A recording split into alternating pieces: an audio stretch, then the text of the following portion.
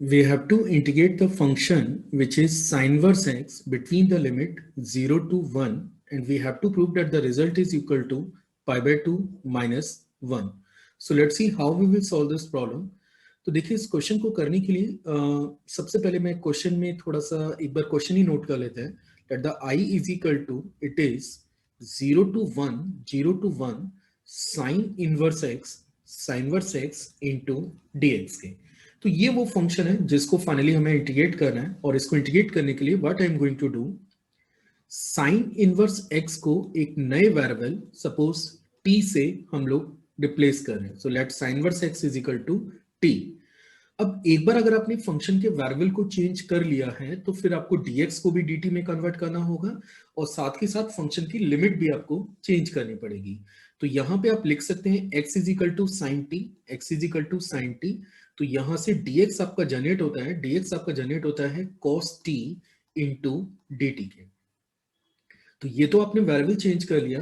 अब हम बात करते हैं लिमिट्स की. तो सबसे पहले लोअर लिमिट मुझे चेंज करनी है और देखते हैं कि वो चेंज करके क्या रिजल्ट आएगा. लोअर लिमिट फाइंड आउट करने के लिए आपको x की प्लेस पे पहले लोअर लिमिट सबमिट करना होगा. तो t बनेगा साइन इनवर्स 0, जो कि 0 के बराबर ही होता है. तो लोअर लिमिट इज और 0. फिर अपर लिमिट की अगर अपन बात करें, what is the upper limit of the given function, तो t is equal to sine inverse 1 के, और साइन इनवर्स 1 आपके पास होता है पाई बाय 2 के इक्वल.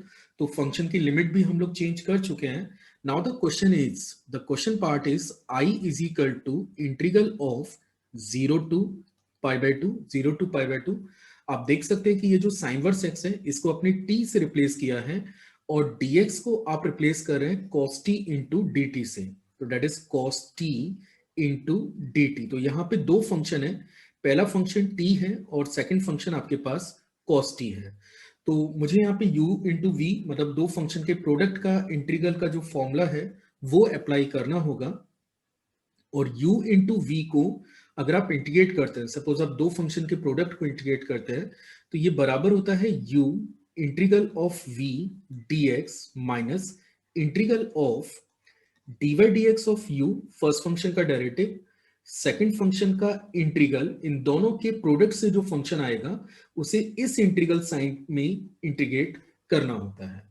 तो चलिए शुरू करते हैं कि कैसे ये रिजल्ट बनेगा. Now I is equal to, सबसे पहले t है, तो जैसा मैंने आपसे कहा कि t में कोई चेंजेस नहीं करने, तो t एज सच रहेगा, लेकिन cos t का इंटीग्रल होता है sin t, और हमने यहाँ पे लिमिट सेट कर दी है 0 से लेके पाई बाय 2 तक. अब चलते हैं सेकंड पार्ट पे. The limit is between 0 to pi by 2. This is the limit of the function. t का डेरिवेटिव, फर्स्ट फंक्शन को डिफरेंशिएट करना है, तो t का डेरिवेटिव 1 होगा. cos t का इंटीग्रल आपके पास बनता है sin t इंटू dt के.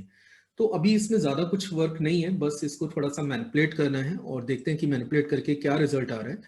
यहाँ पे पहले अपर लिमिट आप सबमिट करेंगे, तो अपर लिमिट आप सबमिट करेंगे ये बनेगा पाई by 2 sine pi by 2, this is the upper limit, minus lower limit 0 into sine 0. तो ये तो आपका फर्स्ट पार्ट हो गया, माइनस. अब 1 इंटू साइन टी की बात करें तो ये सिंपली साइन टी होता है, लेकिन इसके इंटीग्रल की बात करें तो that is minus cos t. So minus minus plus, and this will become cos t between the limit 0 to pi by 2. चलिए फर्दर देखते हैं कि क्या रिजल्ट आ रहा है. फर्स्ट टर्म में पाई बाय 2, साइन पाई बाय 2 आपके पास 1 होता है, तो आप इसे 1 से रिप्लेस कर दीजिए. अगला टर्म आपका 0 है, plus then after cos pi by 2, this is cos pi by 2 minus cos 0.